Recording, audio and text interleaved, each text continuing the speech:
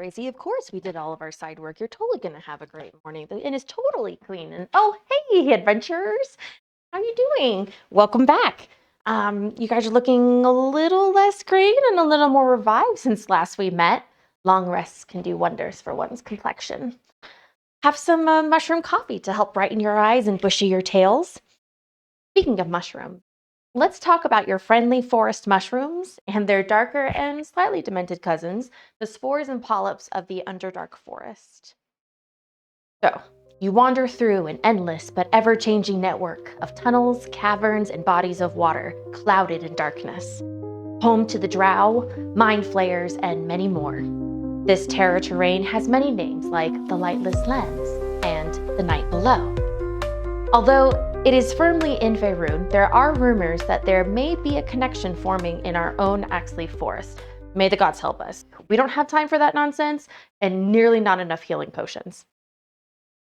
Our first fungi are gas spore fungus. They are floating balls with growths that resemble the stalks and eyes of a beholder. They thrive in warm, humid, and dark environments. They are extremely delicate, and when destroyed, they explode into a cloud of death, of rhizomes in particular, with a radius of 20 feet. These rhizomes enter your body and grow throughout your system, causing death within hours. Their efficiency is admirable. In the best waste not, want not fashion, the corpses of their enemies birth new gas spores that crash through puberty and become full grown within days.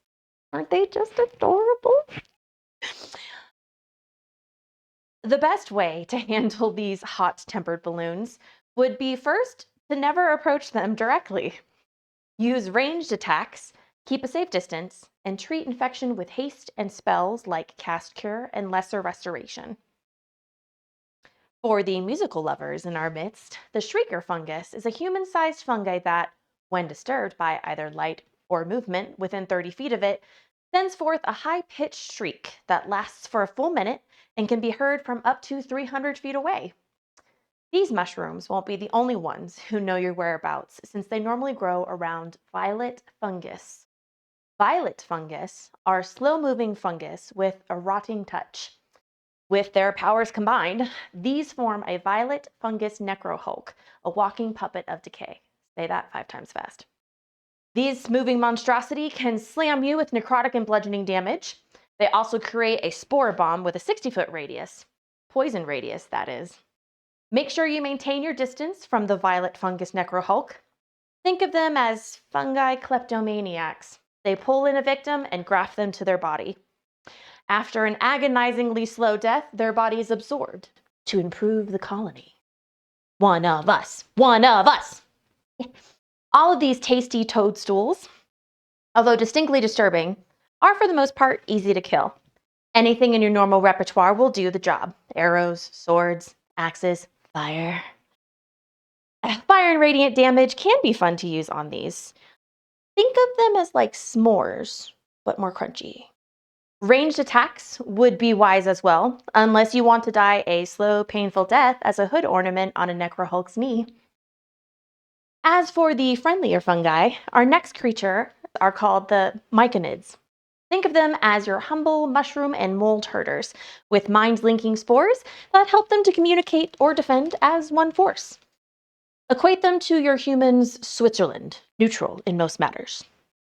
Their only priorities are to tend to their fungus and molds and remain unseen by the non-fungal creatures around them. Although they generally distrust outsiders for good reason, if you meet them with peaceful intentions, they can provide you with safe passage and shelter.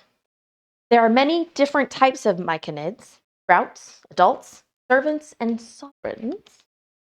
Sprouts are smaller in size and often just take care of their homes and watch for trespassers. Adults are medium in size and are the defenders of their territory and people. Think of spore servants as corpses that are overgrown with the sovereign's spores. They are created in 24 hours after animated spores are introduced to corpses. The ultimate recycling. Granted, it doesn't sound as cute as it did earlier, but I wouldn't mind having a couple around here to help with the inn. What I wouldn't give for a spa day. Well. They, of course, only obey the sovereign's orders. which must be nice. You can't even begin to imagine the sheer amount of sass from our kitchen staff. They can make a mean hunter's roast, but the amount of sarcasm that can come out of one gnome is just mind-blowing. Myconid sovereigns are distinguished by their larger size and intricate fungal growths. Like sovereigns of all species, they govern their own myconids and manage the health of fungal blooms. Mind your bows, mind your curtsies. Because they live in the Underdark, sunlight is not their friend. They cannot survive for more than an hour in direct sunlight. Their main defenses are slam attacks, which are a combination attacks of both poison and bludgeoning.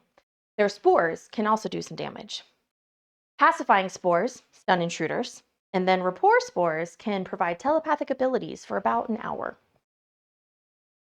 The wonder of primal magic is endless. The same magic that can create these chlorophyll nightmares can also create beautiful awakened plants, from flowers to bushes to majestic trees. Awakened shrubs and small plants appear near awakened trees or in areas of intense primal magic. Awakened trees can meditate for long periods of time in between their patrols of the forest. You most likely pass by hundreds of these beautiful creatures without knowing it.